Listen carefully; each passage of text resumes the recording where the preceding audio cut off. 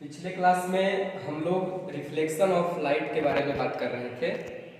उसी से रिलेटेड एक टर्म है angle of deviation. Angle of reflection में हम लोग देखे थे, अगर ये एक प्लेन मिरर दिया हुआ है, इसका point O point of incidence है, कोई लाइट पॉइंट O पे इंसिडेंस हो रही है तो उसे इंसिडेंट रे बोलते हैं। आफ्टर रिफ्लेक्शन इस रे का नाम हो जाता है रिफ्लेक्टेड रे, ये नॉर्मल कहलाता है। नॉर्मल और इंसिडेंस रे उसके बीच जो एंगल होता है, angle I, angle of incidence, angle between normal and reflected ray is called angle of reflection, angle R। आज हम लोग बात करेंगे एंगल ऑफ डेविएशन, इसे डेल्टा पढ़ते हैं।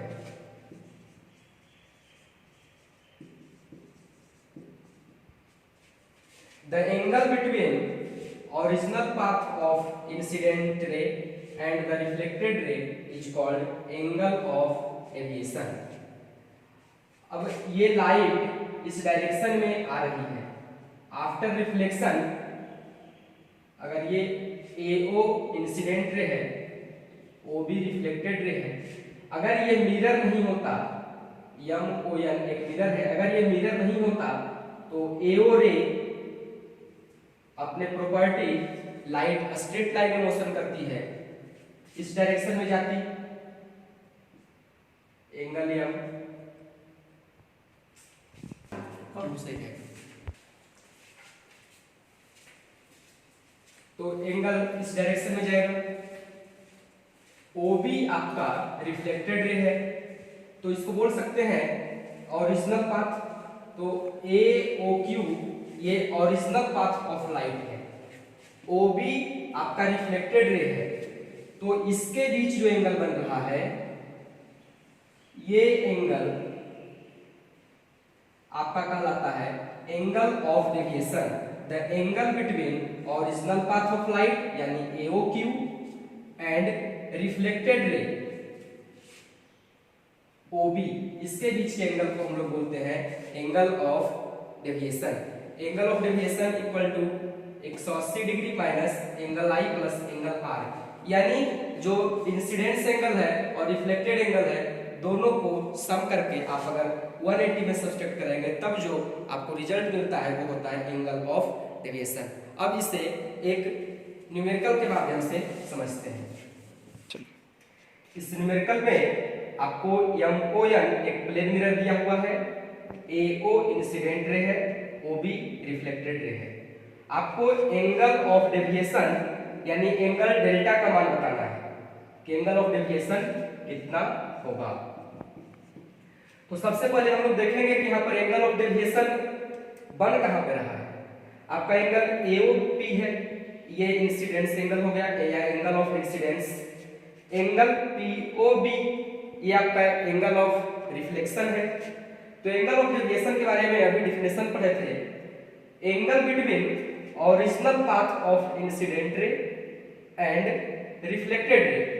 तो AO जो है ये आपका इंसिडेंस रे है तो इसका ओरिजिनल पाथ इस डायरेक्शन में जाएगा,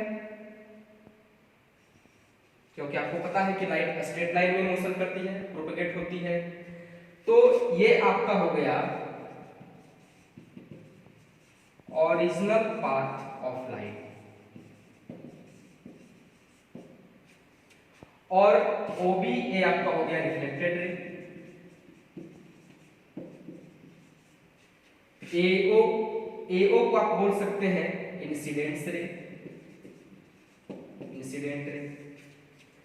तो original path of light AOQ है, ये वास्तविक रूप से इस डायरेक्शन में जाती है, लेकिन इस प्लेन मिरर की वजह से लाइट OB डायरेक्शन में रिफ्लेक्ट हो गई।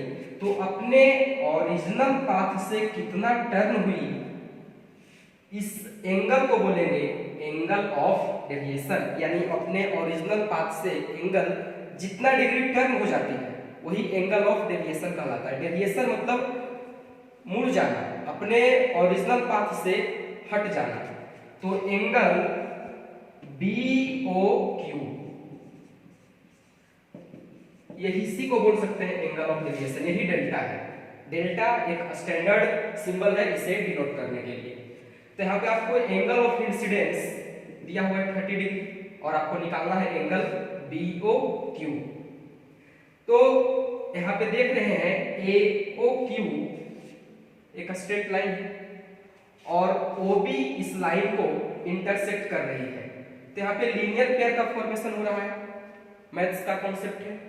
तो उसके अनुसार ये टोटल एंगल जो है, देखिए कोई पॉइंट है तो इस पॉइंट के अबाउट जो टोटल एंगल का फॉर्मेशन होता है वो 360 डिग्री 360। ओके, अब इसे किस तरह से हम कह सकते हैं कि 360 होता है? तो यहां से एक लाइन ड्रॉ कीजिए, ये जो एंगल का फॉर्मेशन हुआ ये 180 और ये भी 180, तो ओवरऑल इसी पॉइंट के अबाउट 360 डिग्री का फॉर्मेशन होता है। तो AOB आपका एक स्ट्रेट लाइन है, तो ये जो टोटल एंगल होगा ये आपका 180 होगा। ओके, ये 30 डिग्री है तो एंगल POB ये भी कितना डिग्री होगा? 30 डिग्री होगा, क्योंकि ये एंगल ऑफ रिफ्लेक्शन है। तो एंगल ऑफ इंसिडेंस और एंगल ऑफ रिफ्लेक्शन दोनों बराबर होगा, तो ये आ गया 30 डिग्री। अब यहां से या तो हम डायरेक्ट स्टैंडर्ड फॉर्मूला से बना लें या फिर आप मैथ्स के कॉन्सेप्ट से एंगल BOQ प्राप्त कर लें। तो एंगल ये 30 डिग्री है, R भी 30 डिग्री है, तो ये एंगल निकालना है BOQ।